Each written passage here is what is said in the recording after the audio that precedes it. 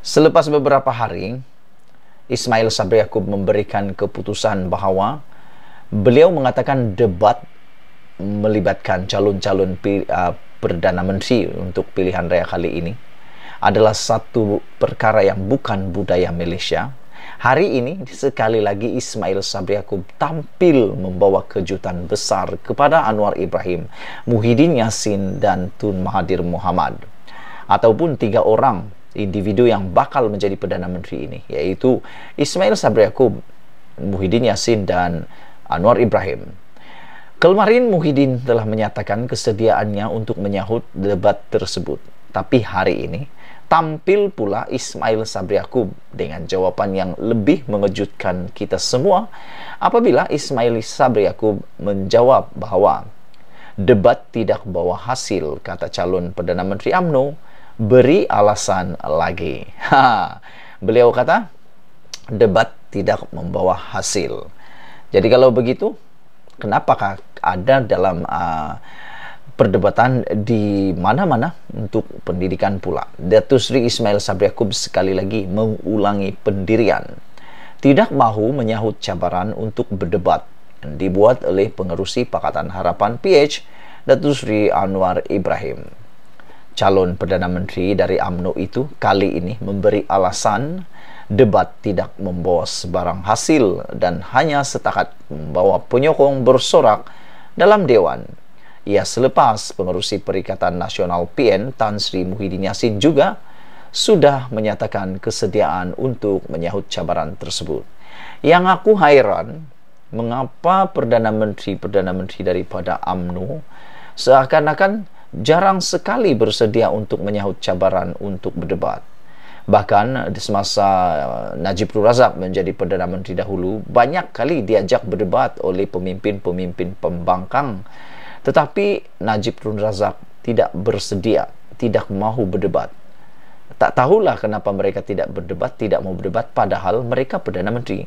Najib hanya bersedia menjadi menyahut cabaran berdebat hanya apabila beliau diambang, dimasukkan dan disumbatkan dalam penjara. Barulah dia bersedia menyahut cabaran untuk berdebat dengan Anwar Ibrahim. Itu pun dalam debat tersebut terlampau banyak syarat telah diberikan dalam debat tersebut. Saudara-saudara yang dihormati sekalian, calon Perdana Menteri dari UMNO itu kali ini memberi alasan debat tidak membawa sebarang hasil dan hanya setakat membawa penyokong bersolak dalam Dewan. Saya sudah mengatakan dari segi debat, ini tidak membawa hasil pun, kata Ismail Sabri Yaakob. Setakat habis debat, habislah. Orang ini bawa penyokong, orang itu bawa penyokong, dan penyokong bersorak-sorak dalam Dewan. Itu saja. Kalau begitu, kalau tak mahu ada penyokong yang dibawa, tak apa. 1 lawan 1 lawan 1. Buat secara tertutup, tanpa ada penyokong langsung, dibuat secara live. Masa itu memang tak ada akan bersorak. Hanya mereka bertemu mata, 1 lawan 1 lawan 1. Jadi tidak adalah bersorak-sorak seperti yang dinyatakan oleh mantan Perdana Menteri Malaysia ini. Menurut Ismail Sabri Yaakob, kita dalam kerajaan lebih daripada berdebat. Kita pastikan apa yang dirancang dan diumumkan dilaksanakan. Kalau timbul masalah seperti kos sara hidup meningkat, kita akan tengok keadaan ini untuk mengurangkan beban rakyat. Tugas kerajaan itu banyak dan tugas kita bukan setakat bercakap, tetapi juga melaksanakan, katanya dipetik laporan bernama hari ini. Ujar Ismail Sabri Yaakob lagi, pihak pembangkang boleh bercakap apa sahaja yang mereka mahu, tetapi berbeza dengan kerajaan apabila setiap janji yang dibuat perlu ditunaikan.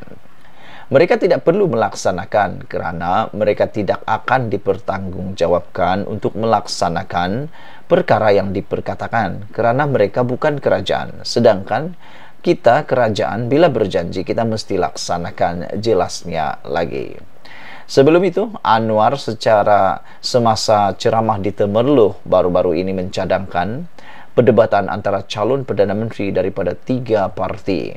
Terdahulu, semalam juga Muhyiddin Yassin sudah menyuarakan kesediaan berdebat dengan mana-mana calon Perdana Menteri parti lain sebelum pilihan raya umum yang ke-15. Jadi, nanti kita nantikan apa kesudahannya debat perdana ini. Jadi saudara-saudara sekalian, aku nak ulang sekali lagi, seakan-akan PBM ini terpalit dengan apa yang dialami oleh PKR apabila Zuraida meninggalkan PKR pada langkah Sheraton yang dahulu. Apabila dia berada dalam PBM, pun ada masalah besar dalam PBM apabila berlaku persaingan perebutan pula kuasa antara presiden. Dan itulah seperti yang aku kata tadi, PBM mungkin akan bakal dibubarkan. Lebih-lebih lagi apabila kalau ROS mula campur tangan dalam penyelesaian isu ini. Tentunya ROS tidak suka untuk melakukan perkara tersebut. Jadi saudara-saudara yang dihormati sekalian, apa yang berlaku selepas ini ialah apabila dijangka Zuraida tidak akan dapat bertanding pada PRU 15 kali ini. Ini semua karena mungkin beliau tidak punya tempat atau tidak diberikan watikah pelantikan sebagai calon oleh Lee Risheng. Dalam kenyataan semalam Lee Risheng berkata tindakan itu diambil karena penglibatan berterusan beberapa orang atau 12 orang dalam parti PBM yang didapati menggugat kepentingan parti dan kepimpinannya.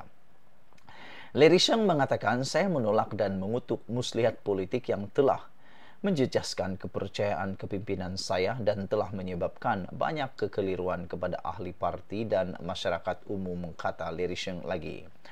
Oleh itu, jawatan mereka akan digantung sehingga jawatan kuasa tata tertib ditubuhkan untuk meneliti perkara itu selepas pilihan raya.